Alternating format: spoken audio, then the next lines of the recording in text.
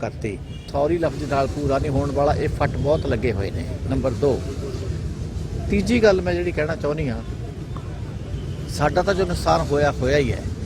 हिंदुस्तान दा जिहड़ा दुनिया दे विच एक साडे उत्ते इन्हां ने धब्बा लवाता कि सब तो बड़ा झूठ बोलण वाला प्राइम मिनिस्टर कि सारी कांग्रेस साडी राष्ट्रपति जी ने मिल रही है। उस वक्त भी कैप्टन साहब ने कहा जी मशीनां ठीक ने, उही बोली जिहड़ी मोदी जी ने बोली, उन्होंने कहा कि मशीनां 'च कोई गल नहीं है।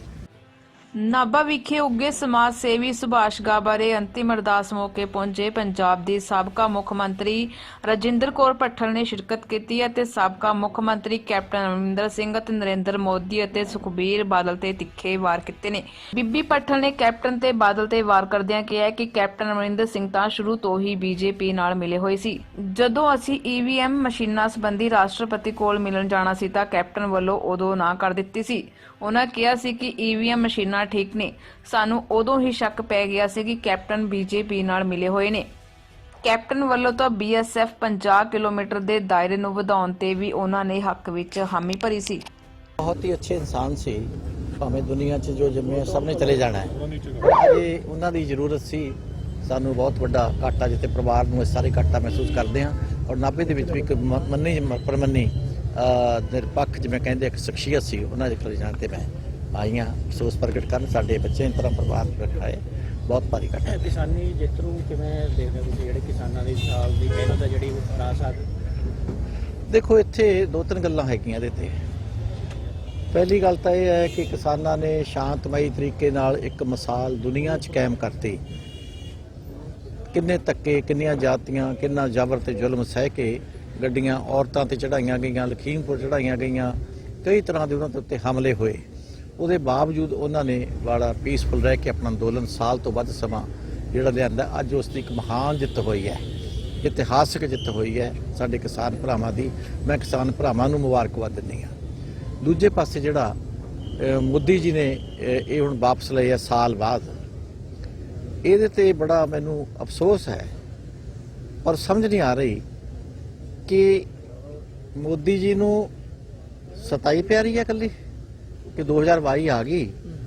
जिस तरह इन्हों का बिस्तरा गोल किया वैस्ट बंगाल च किसान भरावां ने समर्थन करके इन्हों के खिलाफ दूजियां पार्टियां नूं यही डर सी इन्हों कि यूपी दे विच साडा ही कुछ होना हैगा। सिर्फ एक इलैक्शन नूं मुख रखिया ते आ जिहड़ा 700 भरा साडे भैणां जिहड़े उत्थे मौत दे घाट उतर गए है, अज उन्हां दी जानां वापस लिया सकदे आ कि सॉरी फील करन नाल? कि ये मैं समझदी हां कि एक प्राइम मिनिस्टर लैवल दे उत्ते इस तरह की वड्डी जिन्हों आप कहीए वड्डी मिसटेक, कली मिसटेक ही नहीं मैं इसनूं कहंदी, इहदा बहुत भारी एक सितम जुल्म ते सितम वाला जिहड़ा एक कहर बरताया है, ये सिर्फ सॉरी लफ्ज़ नाल पूरा नहीं होने वाला, ये फट बहुत लगे हुए ने। नंबर 2 तीजी गल मैं जिहड़ी कहना चाहुंदी हाँ, साडा तां जो नुकसान होया होया ही है। हिंदुस्तान दा जिहड़ा दुनिया दे विच एक साडे उत्ते इन्हां ने धब्बा लवाता कि सब तो बड़ा झूठ बोलण वाला प्राइम मिनिस्टर, एक हिंदुस्तान के प्राइम मिनिस्टर की कुर्सी नूं दाग लगवाता कि एडा झूठा इंसान जिहदे ते किसान जथेबंदियां अजे भी सारियां 32 ਦੀਆਂ 32 जथेबंदियां नूं जे कोई भरोसा नहीं। विधान पार्लीमेंट च आ जाऊगा, लोक सभा राज सभा च आके फिर उदों राष्ट्रपति होणगे, फिर होना है तो आपदा इन्ना थल्ले ले आए।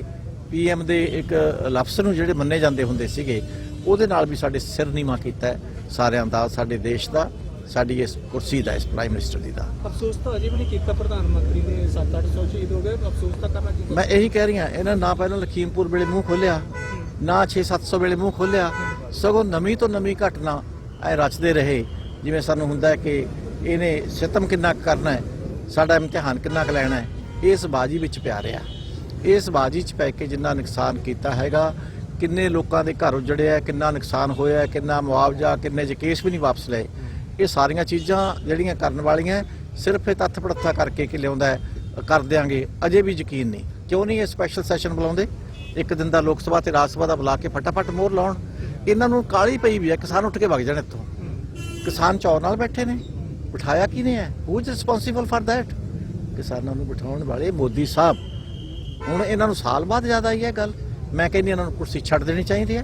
ਔਰ ਇਹਨਾਂ ਨੇ ਪੀਐਮ ਦੀ ਕੁਰਸੀ ਨੂੰ ਦਾਗਦਾਰ ਕੀਤਾ। ਕੈਪਟਨ ਸਾਹਿਬ ਦਾ ਬਿਆਨ ਆਇਆ ਕਿ ਮੈਂ ਪਟਿਆਲੇ ਤੋਂ ਇਲੈਕਸ਼ਨ ਲੜੂੰਗਾ, ਕਿਵੇਂ ਦੇਖਦੇ ਹੋ ਤੁਸੀਂ? ਜਿੱਥੋਂ ਮਰਜ਼ੀ ਕੋਈ ਲੜੇ, ਕੋਈ ਰੋਕ ਸਕਦਾ ਹੈਗਾ, ਤੇ ਲੜਨੀ ਚਾਹੀਦੀ ਹੈ ਜੇ ਉਹ ਲੜਨਾ ਚਾਹੁੰਦੇ ਹੈਗੇ ਨੇ, ਲੇਕਿਨ ਆਪਣੇ ਵਾਅਦੇ ਤੋਂ ਹੀ ਫਿਰ ਰਹੇ ਨੇ। ਮੈਨੂੰ ਸਾਡਾ ਕੋਈ ਇਤਰਾਜ਼ ਨਹੀਂ ਸਾਨੂੰ, ਲੇਕਿਨ ਉਹਨਾਂ ਨੇ ਕਿਹਾ ਸੀ ਕਿ ਮੇਰੀ ਲਾਸਟ ਇਲੈਕਸ਼ਨ ਹੈ, ਤੇ ਇੱਕ ਜਦੋਂ ਕੋਈ ਲੀਡਰ ਕਿਸੇ ਵੀ ਥਾਂ ਤੇ ਉੱਚ ਕੁਰਸੀ ਤੇ ਆ ਜਾਂਦਾ ਹੈ ਤਾਂ ਆਪਣਾ, ਜਿਵੇਂ ਮੋਦੀ ਜੀ ਨੇ ਵਿਸ਼ਵਾਸ ਗਵਾਇਆ ਹੈ, ਉਹ ਵਿਸ਼ਵਾਸ ਲੋਕਾਂ ਵਿੱਚ ਰੱਖਣਾ ਇੱਕ ਲੀਡਰ ਦਾ ਬਹੁਤ ਹੀ ਜ਼ਰੂਰੀ ਹੁੰਦਾ ਹੈ।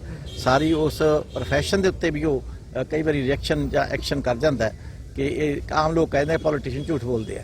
ਉਹ ਇਸ ਤਰ੍ਹਾਂ ਦੀਆਂ ਕਈ ਗੱਲਾਂ ਜਿਵੇਂ ਮੋਦੀ ਜੀ ਨੇ ਕੀਤੀਆਂ ਜਾਂ ਇਹ ਕਰਦੇ ਹੈਗੇ ਨੇ, ਇਸ ਤਰ੍ਹਾਂ ਦੀਆਂ ਗੱਲਾਂ ਦੇ ਨਾਲ ਸਾਰਿਆਂ ਦੇ ਉੱਤੇ ਧੱਬੇ ਲੱਗ ਜਾਂਦੇ ਨੇਗੇ, ਜੀ ਸਦਕੇ ਲੜਨ।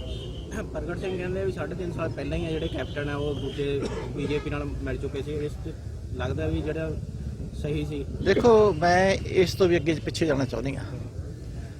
ਇੱਕ ਵਾਰ ਤੁਹਾਨੂੰ ਸਾਰਿਆਂ ਨੂੰ ਯਾਦ ਹੋਊਗਾ ਕਿ ਜਦੋਂ ਅਸੈਂਬਲੀ ਪੰਜਾਬ ਦੇ ਵਿੱਚ ਸਾਡੀ ਹੋਈ ਹੈਗੀ ਸੀ ਇਲੈਕਸ਼ਨ, ਔਰ ਇਹਨਾਂ ਨੇ ਯੂਪੀ ਵਗੈਰਾ ਸਾਰਿਆਂ ਦੇ ਵਿੱਚ ਕੀਤੀ ਜਾਂ ਹੋਰ ਕਿਤੇ ਕੀਤੀ, ਉਸ ਵੇਲੇ ਇੱਕ ਰੌਲਾ ਪਿਆ ਸੀਗਾ ਈਵੀਐਮ ਮਸ਼ੀਨਾਂ ਤੇ। ਈਵੀਐਮ ਮਸ਼ੀਨਾਂ ਦੀ ਭਰੋਸੇਯੋਗਤਾ ਤੇ ਇਤਰਾਜ਼ ਉੱਠੇ ਸੀ। ਸਾਡੀ ਕਾਂਗਰਸ ਪਾਰਟੀ ਵੀ, ਹੋਰ ਪਾਰਟੀਆਂ ਵੀ ਰਾਸ਼ਟਰਪਤੀ ਨੂੰ ਨੈਸ਼ਨਲ ਪੱਧਰ ਤੇ ਮਿਲਣ ਗਈਆਂ ਸੀ। ਮੈਂ ਖੁਦ ਇਤਰਾਜ਼ ਜਤਾਇਆ ਸੀ, ਕਿਉਂਕਿ ਮੇਰੇ ਆਪਣੇ ਹਲਕੇ ਦੇ ਵਿੱਚ ਮੇਰੇ ਵੋਟਰਾਂ ਨੇ 10-15 ਥਾਵਾਂ ਤੋਂ ਫੋਨ ਆਏ ਕਿ ਅਸੀਂ ਵੋਟ ਪਾਉਂਦੇ ਹਾਂ ਕਾਂਗਰਸ ਨੂੰ। ਉਹ ਸਾਹਮਣੇ ਫੋਟੋ ਆ ਜਾਂਦੀ ਹੈ, ਉਹ ਆਉਂਦੀ ਹੈ ਪਰਮਿੰਦਰ ਸਿੰਘ ਢੀਂਡਸੇ ਦੀ। ਉੱਥੇ ਰੋਕਿਆ ਗਏ, ਉਹਨਾਂ ਨੇ ਬੰਦ ਕਰਾ ਕੇ ਭਰਤੀ, ਫਿਰ ਅਬਜ਼ਰਵਰ ਆਏ ਬੁਲਾਏ, ਤੇ ਅਬਜ਼ਰਵਰ ਨੇ ਵੀ ਸਾਹਮਣੇ ਦੇਖਿਆ। ਉਹਨੇ ਕਿਹਾ ਹਾਂ ਇਹ ਮਸ਼ੀਨਾਂ 'ਚ ਕੁਝ ਮਸ਼ੀਨਾਂ ਬਦਲ ਦਿੰਦੇ ਆ। ਹੁਣ 250 ਚੋਂ 5-10 ਮਸ਼ੀਨਾਂ ਬਦਲ ਦਿਓਗੇ, ਇਹਦਾ ਮਤਲਬ ਕਿ ਦੇਅਰ ਵਾਜ਼ ਸਮਥਿੰਗ ਰੋਂਗ। ਔਰ ਅਫਸੋਸ ਇਸ ਗੱਲ ਦਾ ਹੈਗਾ ਕਿ ਸਾਰੀ ਕਾਂਗਰਸ ਸਾਡੀ ਰਾਸ਼ਟਰਪਤੀ ਜੀ ਨੂੰ ਮਿਲ ਰਹੀ ਹੈ। ਉਸ ਵਕਤ ਵੀ ਕੈਪਟਨ ਸਾਹਿਬ ਨੇ ਕਿਹਾ ਜੀ ਮਸ਼ੀਨਾਂ ਠੀਕ ਨੇ, ਉਹੀ ਬੋਲੀ ਜਿਹੜੀ ਮੋਦੀ ਜੀ ਨੇ ਬੋਲੀ। ਉਹਨਾਂ ਨੇ ਕਿਹਾ ਕਿ ਮਸ਼ੀਨਾਂ 'ਚ ਕੋਈ ਗੱਲ ਨਹੀਂ ਹੈ, ਉਹੀ ਕੈਪਟਨ ਸਾਹਿਬ ਨੇ ਬੋਲੀ। ਮੈਂ ਤਾਂ ਕਹਿੰਦੀ ਹਾਂ ਕਿ ਸ਼ਾਇਦ ਉਸ ਵਕਤ ਦੀ ਨਾ ਹੋਵੇ ਮਿਲੀ ਭਗਤ ਕੋਈ, ਉਹ ਵੀ ਇਕੱਠੀ ਕਰਕੇ। ਇੱਕ ਇੰਜੀਨੀਅਰ ਮੋਦੀ ਜੀ ਨੂੰ ਪਤਾ ਸੀ ਅਕਾਲੀ ਦਲ ਆਉਣਾ ਨਹੀਂ, ਉਹ ਅਕਾਲੀ ਦਲ ਦੇ ਨਾਲ ਹੁੰਦਾ ਸੀਗਾ, ਤੇ ਆਪ ਨੂੰ ਉਹ ਚਾਹੁੰਦੇ ਨਹੀਂ ਸੀ।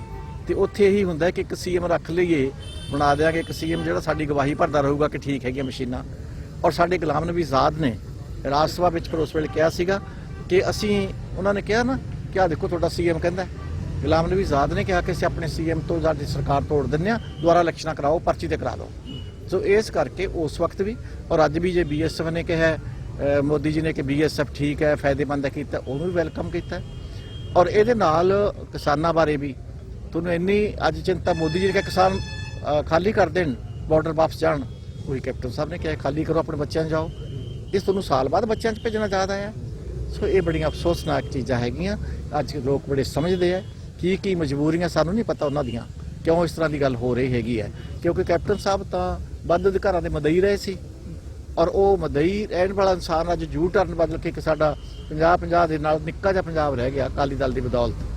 ਤੇ ਉਹ ਨਿੱਕੇ ਜਿਹੇ ਪੰਜਾਬ ਨੂੰ ਵੀ 50-50 ਕਿਲੋਮੀਟਰ ਤੱਕ ਸਾਡੇ 3-4 ਬਾਰਡਰਾਂ ਤੋਂ ਜਾ ਸਾਡੇ ਪੱਲੇ ਰਹਿ ਕੀ ਗਿਆ। ਸੋ ਇਸ ਕਰਕੇ ਸੂਬਾ ਹੀ ਇਸ ਤਾਂ ਫੌਜ ਦੇ ਹਵਾਲੇ ਕਰਤਾ। ਫੌਜ ਜਿਹੜੀ ਹੈਗੀ government of India, Modi BJP ਦੇ ਅੰਡਰ ਹੈਗੀ ਹੈ। ਕੰਗਣਾ ਰਣੌਤ ਵੱਲੋਂ ਟਵੀਟ ਕੀਤਾ ਗਿਆ ਸਿੱਖਾਂ ਨੂੰ ਸੀੜੀਆਂ ਦੇ ਤਰ੍ਹਾਂ ਕੁਚਲ ਦਾਂਗੇ, ਇਸ ਤਰ੍ਹਾਂ ਦਾ ਟਵੀਟ ਕੀਤਾ ਤੁਸੀਂ ਜਾਣਦੇ? ਮੈਂ ਕਦੇ ਇਸ ਤਰ੍ਹਾਂ ਦੀ ਗੈਰ ਜ਼ਿੰਮੇਵਾਰ ਵਿਅਕਤੀ ਚਾਹੇ ਕੰਗਣਾ ਹੋਵੇ ਕੋਈ, ਉਹਦਾ ਮੈਂ ਜਵਾਬ ਦੇਣਾ ਵਾਜਬ ਨਹੀਂ ਸਮਝਦੀ। ਸਾਰੀ ਦੁਨੀਆ ਜਾਣਦੀ ਹੈ, ਸਾਰੀ ਦੁਨੀਆ ਨੂੰ ਜਵਾਬ ਦਿੰਦੇ ਹੈਗੇ ਨੇ। ਉਹ ਸੁਬਾਹ ਕੀ ਬੋਲੀ ਬੋਲਦੇ, ਸ਼ਾਮ ਨੂੰ ਕੀ ਬੋਲਦੇ, ਦੁਪਹਿਰ ਨੂੰ ਕੀ ਬੋਲਦੇ, ਉਹਦੇ ਉੱਤੇ ਕੋਈ ਲਾਇਬਿਲਟੀ ਨਹੀਂ। ਬੀਜੇਪੀ ਦੇ ਸ਼ਹਿਰ ਤੇ ਸਭ ਕੁਝ ਚਲੋ ਇਹ ਤਾਂ ਸਭ ਨੂੰ ਸਾਹਮਣੇ ਪ੍ਰਤੱਖ ਹੀ ਹੈਗਾ, ਇਹ ਤੇ ਕੋਈ ਲੁਕੀ ਛਿਪੀ ਗੱਲ ਹੀ ਨਹੀਂ ਕਿ ਜਿੱਥੇ ਠੀਕ ਬੋਲਦਾ ਉੱਥੇ।